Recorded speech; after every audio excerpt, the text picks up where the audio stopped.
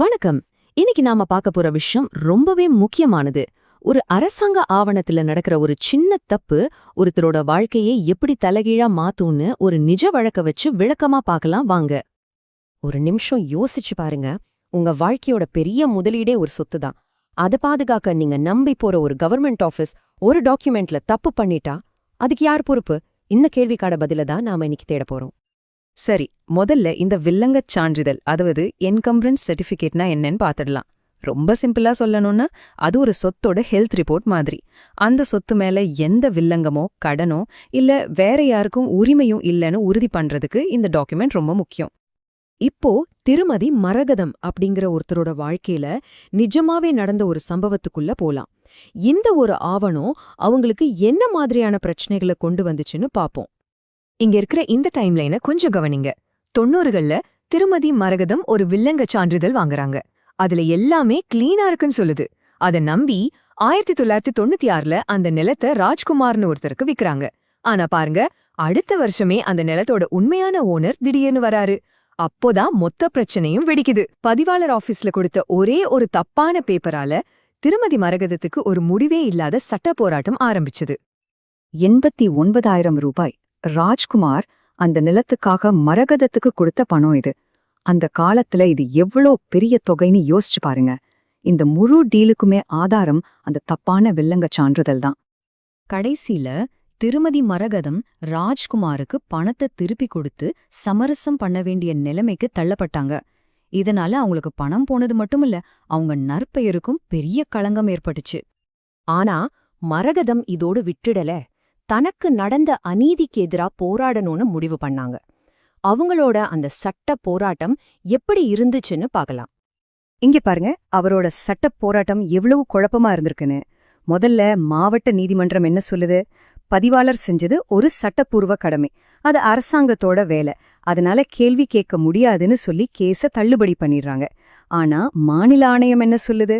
இல்ல, இது ஒரு சேவை குறைபாடு, அதனால நஷ்ட ஈடு கொடுத்தே ஆகணும்னு தீர்ப்பு சொல்லுது. பாத்தீங்களா, ஒரே கேஸுக்கு 2 வெவ்வேறு தீர்ப்பு. இந்த குழப்பம்தான் கடைசியில இந்த வழக்கு தேசிய ஆணையத்துக்கே கொண்டு போச்சு. அப்போ இங்க இருக்கிற முக்கியமான கேள்வி இதுதான்.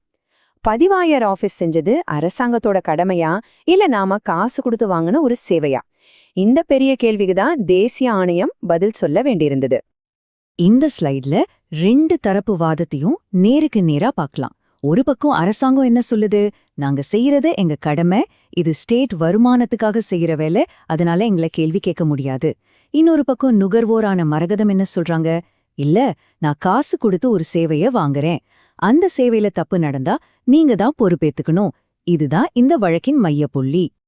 பதிவாளர் தரப்பு ஒரு பழைய தீர்ப்பை எடுத்து காட்டுறாங்க.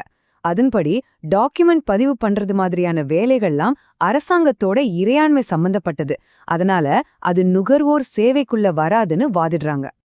ஆனா அதுக்கு பதிலா நுகர்வோர் தரப்பு இன்னொரு சக்தி வாய்ந்த தீர்ப்பு முன்வைக்குது. ஒரு கவர்மெண்ட் ஆபீஸா இருந்தாலும் சரி, அது செய்யற வேலையோட தன்மை ஒரு சேவையா இருந்தா அது கண்டிப்பா நுகர்வோர் சட்டத்துக்குள்ள வரும். இதுதான் அவங்க வாதத்தோட சாரம். 2 பக்கமுமே வலுவான வாதங்கள். இப்போ தேசிய ஆணையம் என்ன முடிவு பண்ணுச்சு, அதை விட முக்கியமா அந்த முடிவுக்கு என்ன காரணங்களை சொன்னாங்கன்னு பார்க்கலாம். இங்கதான் நீதிமன்றம் ஒரு புத்திசாலித்தனமான விஷயத்தை தெளிவுபடுத்துச்சு. அரசாங்கத்தோட எல்லா வேலையும் ஒன்னில்ல. ஒரு டாக்குமெண்ட் செல்லுமா செல்லாதான்னு முடிவு பண்றது, வரி வசூல் பண்றது, இதெல்லாம் உங்களோட இறையாண்மை செயல்பாடு. அதுல நுகர்வோர் நீதிமன்றம் தலையிட முடியாது.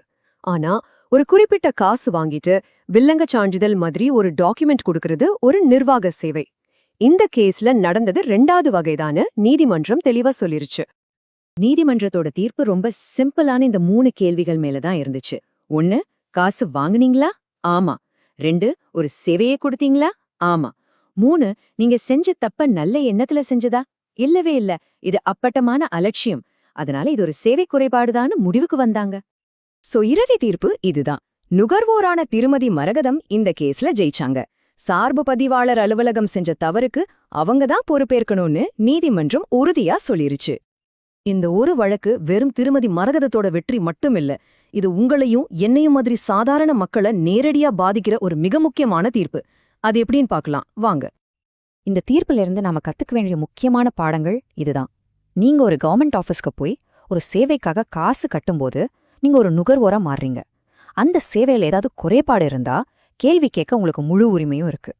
இந்த ஒரு கேள்வியோட இந்த விளக்கத்தை நான் முடிக்கிறேன்.